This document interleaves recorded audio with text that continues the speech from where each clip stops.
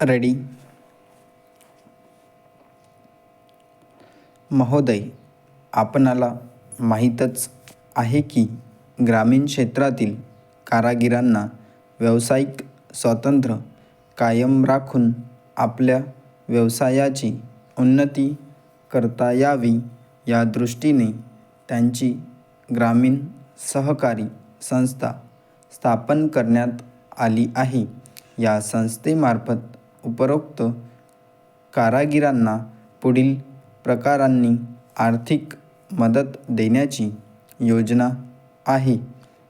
कारागिराजवळ संस्थेचे शेअर खरेदी करण्यासाठी पुरेसे पैसे नसतात, म्हणून त्याला महाराष्ट्र राज्य खादी व ग्रामोद्योग मंडळामार्फत भाग भांडवल कर्ज देणे. कारागिरांजवळ जी अवजारे आहेत ती एक जुनी झालेली आहेत किंवा धंद्याच्या आवश्यकतेच्या दृष्टीने पुरेशी नाहीत, तेव्हा जुनी झालेली हत्यारे काढून टाकून त्यांच्याऐवजी नवीन हत्यारे घेण्यासाठी किंवा जवळ नसलेली आवश्यक हत्यारे विकत घेण्यासाठी आर्थिक मदत देणे. ही मदत 50% कर्ज व 50% अनुदान या स्वरूपात दिली जाते.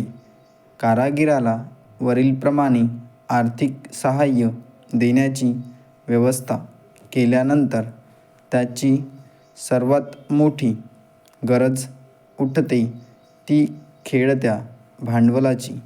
हे भांडवल जिल्हा मध्यवर्ती सहकारी बँकेकडून आपल्या संस्थेमार्फत कर्जरूपाने आपणाला देण्याची व्यवस्था आम्ही केली आहे.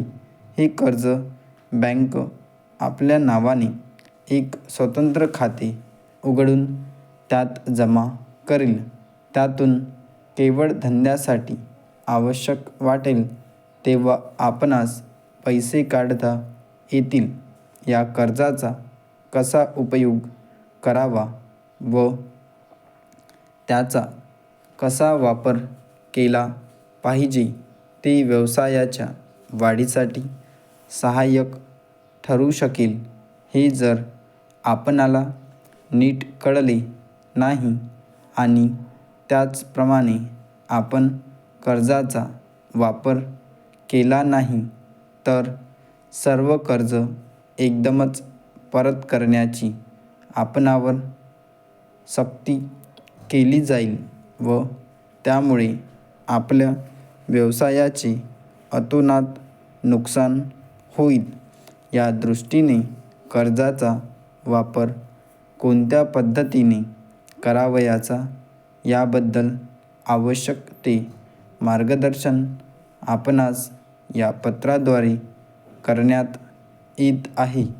धंद्यासाठी लागणारा कच्चा माल विकत आणण्यासाठी हे खेळते भांडवल आपणास कर्जरूपाने पुरवण्यात येत आहे, तेव्हा त्यातून वेळोवेळी कच्चा माल आणण्यासाठी आपण पैसे काढू शकता.